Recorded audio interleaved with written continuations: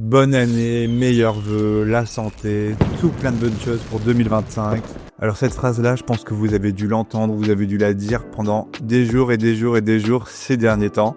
C'est normal, c'est la période, on souhaite la bonne santé, on souhaite les meilleurs vœux et tout ça. Mais maintenant, on va essayer de trouver quelque chose de plus original. Pourquoi pas souhaiter les vœux en animation? C'est parti.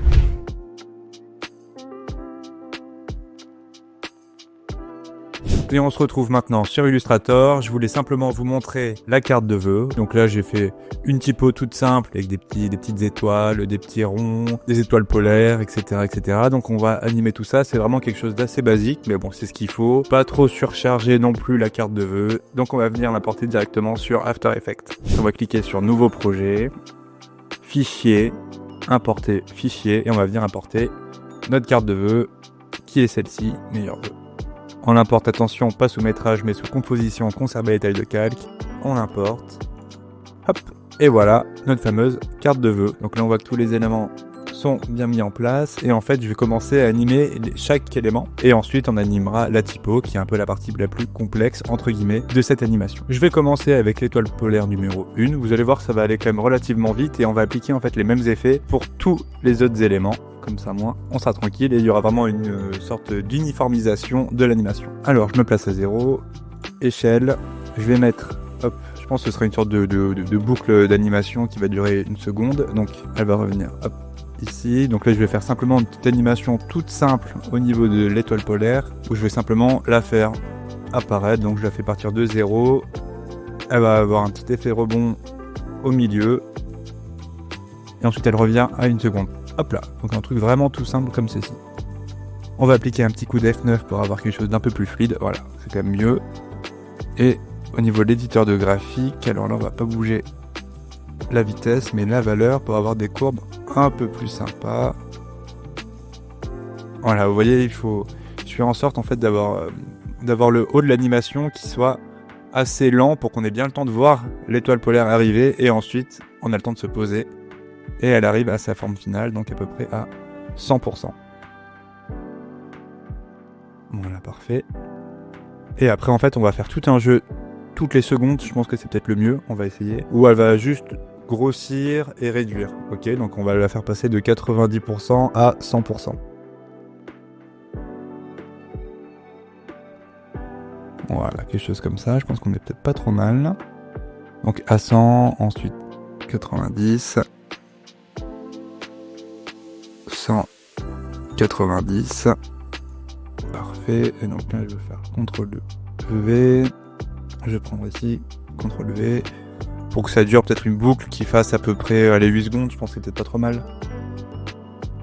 Voilà. Et pour rajouter un peu d'animation, on va la faire tourner sur elle-même. Et pour ça, on va appliquer un effet. Utiliser l'effet Wiggle. L'effet Wiggle, ça va nous permettre de randomiser n'importe quelle valeur. Donc ça permet de faire un petit effet un peu de tremblement, si vous voulez. La valeur qui est à gauche qui correspond à la vitesse, et la valeur qui est à droite, elle va correspondre à l'amplitude. Ça me semble être pas trop mal. Ok. Et donc ces valeurs-là, on va les appliquer à chaque élément. Ok, à part du coup bien évidemment la partie police. Je vais simplement dupliquer l'étoile polaire 1 et en fait je vais la mettre en bas. Vu que la position ne bouge pas, ça c'est plutôt pas mal. Et simplement, vu que l'étoile polaire 2 est plus petite, je vais réduire la taille de celle qui est en dessous. Donc je prends au niveau de l'échelle et au lieu d'être à 120 à son maximum, je pense que vers ici un petit 95 c'est pas trop mal. Là, vous voyez, là on voit quand même qu'elle est plus petite. Là, c'est pas trop mal. Alors par contre là, le problème c'est qu'on va devoir aussi remettre cette valeur là à 0 pour avoir un début où il n'y a rien du tout et ensuite ça apparaît. Alors aussi quelque chose que j'ai complètement oublié, ça va être d'animer la position. C'est pas grave, on va le faire. Et là on va aussi appliquer un effet wiggle, vous voyez, pour que les éléments se baladent un peu, parce que là ça marche bien mais ça reste quand même très fixe au niveau de la carte postale.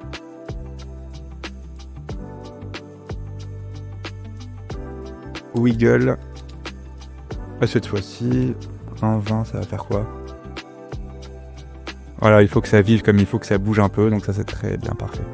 Là, du coup, on va faire pareil.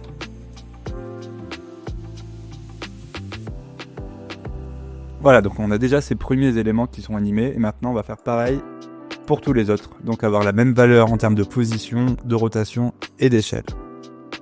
Mais vous inquiétez pas, ça va aller quand même relativement vite. Parce que là, on va pouvoir faire CTRL-C, CTRL-V un peu de partout. Donc je vais prendre la valeur d'échelle. Et nous, on va prendre du coup la valeur de l'étoile polaire 1. Je sélectionne les ronds jusqu'aux étoiles. CTRL-V. Hop. Et vous voyez, tout qui apparaît. Et on va lui appliquer du coup les effets wiggle. Alors pour ça, parce que ça va être un peu long à faire. Donc position, wiggle 1,20. Je copie. Je sélectionne tout, je vais dans la barre de recherche, je vais taper position.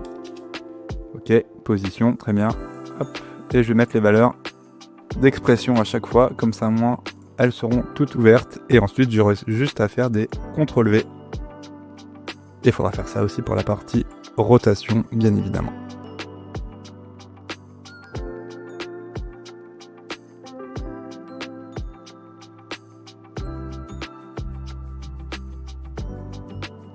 Donc là pour la position, et regardez là déjà ça fait quand même quelque chose de sympa. Et ben on va faire pareil pour la rotation du coup.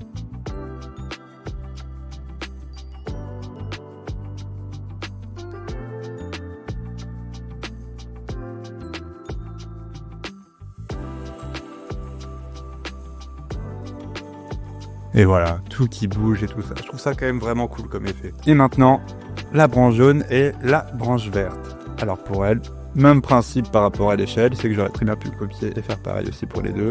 CTRL-V. Hop. Mais sauf qu'elles vont un peu s'animer différemment dans le sens où elles vont tout le temps tourner sur elles-mêmes pour avoir une animation qui change un petit peu. Donc la rotation, je vais jusqu'à 8 secondes. Ouais, c'est plus sympa. Et là, CTRL-V.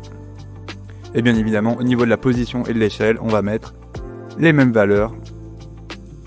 Et voilà. Vous voyez, il y a tous les éléments qui bougent et je trouve que ça fait un effet quand même assez cool. Et maintenant, on va pouvoir s'attaquer à la partie la plus complexe, l'animation de la typo. On va commencer avec le meilleur.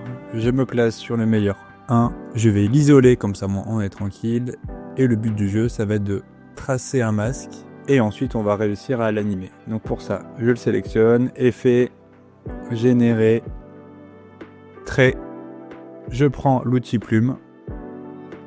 Et là, je vais tracer en fait carrément sur ma lettre, comme si je la dessinais en fait, si vous voulez. C'est une partie donc je vais vous mettre en accéléré parce que sinon, ça risque d'être un peu long pour vous pour le tuto. Là, je pense avoir à peu près fini. Dans la section trait, chemin, je clique bien dessus et je clique sur masque 1 pour bien dire que c'est notre masque. Parce que masque 1, c'est celui-là, ici. La couleur, bon, ça correspond bien à la couleur de notre masque. Et là, le but du jeu, si vous voulez, ça va être de faire en sorte que notre masque englobe toute la couleur, tout le vert. Donc à peu près vers ici.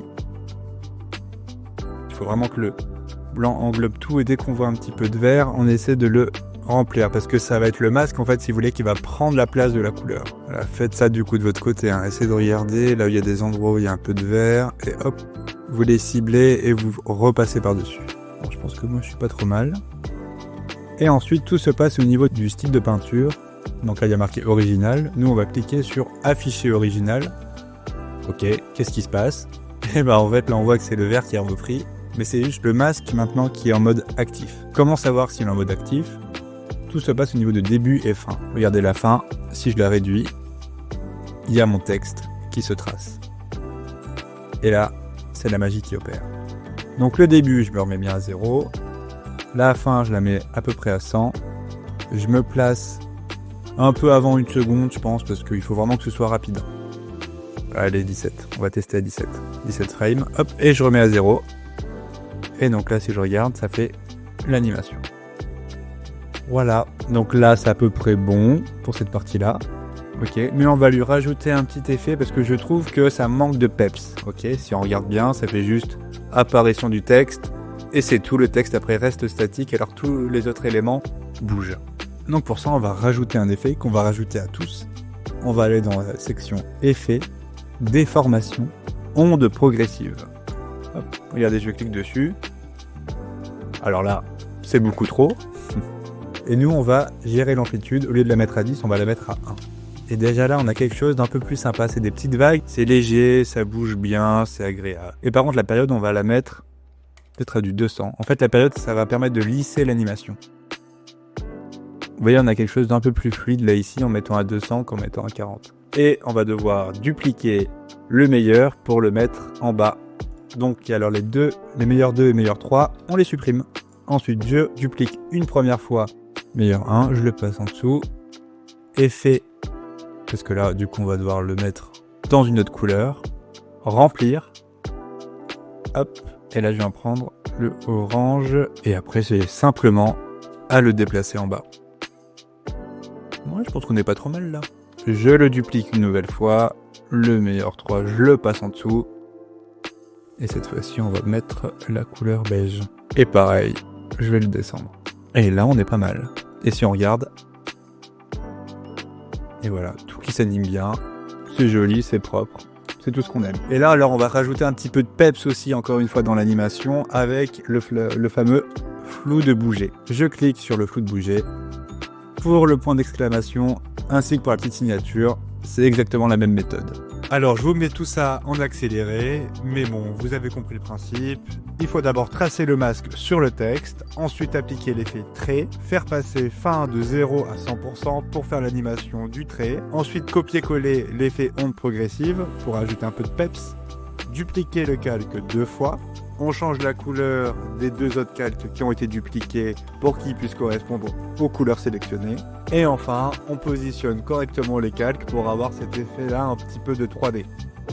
Parfait. Bon bah là on n'est pas trop mal, mais il va nous rester plus qu'une seule étape, ça va être l'animation de fin. J'aime bien quand ça boucle, donc là on va juste faire un petit effet de boucle, vous allez voir c'est tout simple. Il suffit simplement de reprendre l'animation du début, donc de l'intro, CTRL-C, et je vais la mettre, donc là ça se termine à 100, donc là où ça fait 100, bah voilà, ici à 7 secondes, clic droit ensuite, inverser les images clés, du coup ça va switcher et ça va être l'inverse, et là regardez, ça diminue. Et donc là, on va faire pareil pour tous les autres. Alors, il y aura juste celui-là qui va être un peu spécial. Sinon, le reste, c'est toujours pareil. C'est toujours de 100 à 0. CTRL-C. Et je prends tout. CTRL-V. Et là, hop, il y a tout qui se réduit à part la deuxième étoile. Pourquoi ? Parce que elle, en fait, son échelle est différente. CTRL-C, CTRL-V. Clic droit, inverser les images clés. Et il faudra aussi que je vous montre la partie, parce que là en fait tout arrive d'un coup au niveau des étoiles et tout ça, et ce serait bien quand même d'avoir une animation un peu plus fluide, c'est-à-dire qu'il y a une étoile qui apparaît, ensuite il y en a une autre, etc. D'accord, de décaler un petit peu l'arrivée des calques. Bah tiens, je vais le faire de suite, comme ça moi c'est fait. Donc on fait tout simple, hein. Hop, je vais simplement décaler légèrement comme ça.